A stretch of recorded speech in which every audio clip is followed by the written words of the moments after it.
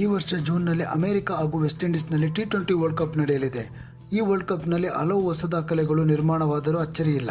T20 ಫಾರ್ಮೆಟ್ನಲ್ಲಿ ಇದುವರೆಗೆ ಯಾರಿಂದಲೂ ಮಾಡಲಾಗದ ದಾಖಲೆ ಎಂದರೆ ಒಂದು ಪಂದ್ಯದಲ್ಲಿ ವೈಯಕ್ತಿಕ ಮೊತ್ತ 200 ರನ್ ಗಳಿಸುವುದು. ಇದುವರೆಗೆ ಟಿ20 ಫಾರ್ಮೆಟ್ನಲ್ಲಿ ಯಾರೊಬ್ಬ ಬ್ಯಾಟ್ಸ್ಮನ್ ಕೂಡ 200ರ ಗಡಿ ದಾಟಿಲ್ಲ. ಹಲವು ಆಟಗಾರರು 150ಕ್ಕಿಂತಲೂ ಹೆಚ್ಚು ರನ್ ಗಳಿಸಿದ್ದಾರೆ. ಅದರಲ್ಲೂ ಕೆಲವು ಆಟಗಾರರು ಎರಡೆರಡು ಬಾರಿ 150ರ ಗಡಿ ದಾಟಿದ್ದಾರೆ. ಆದರೆ ಇದುವರೆಗೆ 200 ರನ್ ಗಳಿಸಲು ಯಾರಿಂದಲೂ ಸಾಧ್ಯವಾಗಿಲ್ಲ. ಟೆಸ್ಟ್ ಹಾಗೂ ODI ಫಾರ್ಮೆಟ್ನಲ್ಲಿ ಬಹಳಷ್ಟು ಆಟಗಾರರು 200ಕ್ಕಿಂತಲೂ ಅಧಿಕ ರನ್ ಗಳಿಸಿದ್ದಾರೆ. ಆದರೆ ಟಿ20 ಫಾರ್ಮೆಟ್ನಲ್ಲಿ 200 ರನ್ಗಳ ವೈಯಕ್ತಿಕ ಮೊತ್ತ ದಾಖಲಿಸುವುದು ಅಷ್ಟು ಸುಲಭದ ವಿಷಯವಲ್ಲ. ಆದರೆ ಕ್ರಿಕೆಟ್ನಲ್ಲಿ ಯಾವುದೂ ಅಸಾಧ್ಯವಲ್ಲ. ಹೊಸ ದಾಖಲೆಗಳು ನಿರ್ಮಾಣವಾಗುತ್ತಲೇ ಇರುತ್ತದೆ.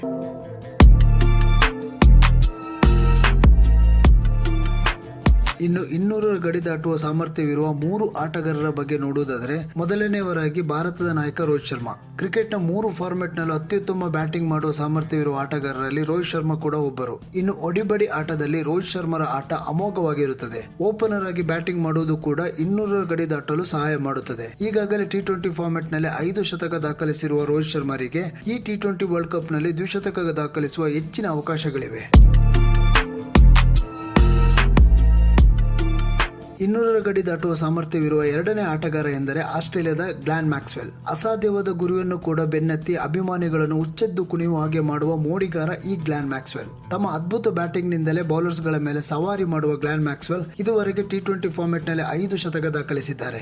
ಸರಿಯಾದ ಅವಕಾಶ ಸಿಕ್ಕಿದರೆ ದ್ವಿಶತಕ ಬಾರಿಸುವುದು ಗ್ಲೆನ್ ಮ್ಯಾಕ್ಸ್ವೆಲ್ಗೆ ದೊಡ್ಡ ವಿಷಯವೇನೂ ಅಲ್ಲ. ಅವರ ಆಟದ ಹಬ್ಬರ ಆ ರೀತಿ ಇರುತ್ತದೆ.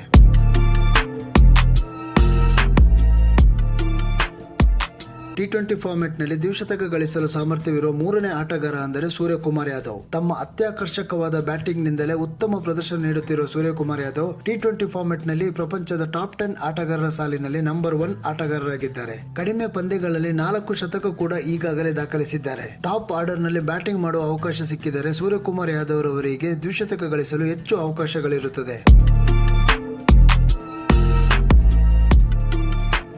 ಪ್ರಪಂಚದ ಟಾಪ್ ಟಿ20 ಬ್ಯಾಟ್ಸ್ಮನ್ಗಳ ಪೈಕಿ ಈ 3 ಬ್ಯಾಟ್ಸ್ಮನ್ಗಳು 200ರ ಗಡಿ ದಾಟಬಲ್ಲ ನೆಚ್ಚಿನ ಆಟಗಾರರಾಗಿದ್ದಾರೆ. ನಿಮ್ಮ ಪ್ರಕಾರ ಟಿ20 ಫಾರ್ಮೆಟ್ನಲ್ಲಿ ಯಾವ ಆಟಗಾರ 200ರ ಗಡಿ ದಾಟಬಹುದು ಎಂಬುದನ್ನು ಕಮೆಂಟ್ ಮೂಲಕ ತಿಳಿಸಿ. ಮುಂದಿನ ವಿಡಿಯೋದಲ್ಲಿ ಮತ್ತೆ ಭೇಟಿಯಾಗೋಣ. ನಮಸ್ಕಾರ.